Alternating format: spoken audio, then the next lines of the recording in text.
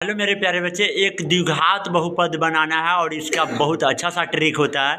यह है कि सबसे पहले आपको द्विघात बहुपद के दो शून्यक होंगे तो आपको मानना पड़ेगा कि पहला शून्यक आपका अल्फा है और दूसरा शून्यक आपका बीटा है। उसके बाद एक प्यारा सा फॉर्मूला है कि अल्फा जोड़ बीटा बराबर माइनस बी बटा ए होता है और फिर उसके बाद अल्फा गुने बीटा बराबर सी बटा ए होता है। आपके क्वेश्चन में क्या है कि एक द्विघात बहुपद ज्ञात करने के लिए बोलेगा, उसके बाद आपको अल्फा जोड़ बीटा का मान मतलब शून्यंकों का योग, इसका रूप आपको दे ले रहेगा 10, 15, 20, 50, 100 समथिंग।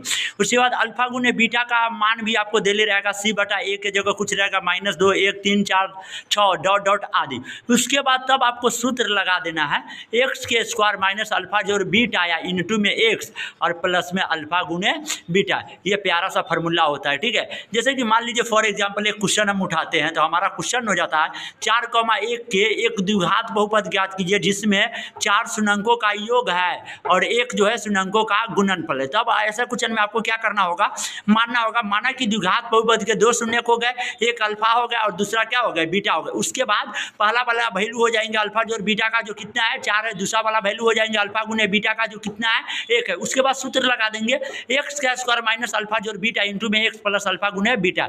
एक्स स्क्वायर की जगह एक्स स्क्वायर माइनस अल्फा जोड़ बीटा का वैल्यू 4 था तो 4 साथ में कितना है एक्स प्लस में अल्फा गुने बीटा का वैल्यू कितना है 1 है तो 1 लिख देंगे। यही आपका द्विघात बहुपद बनकर क्या हो गया, तैयार हो गया।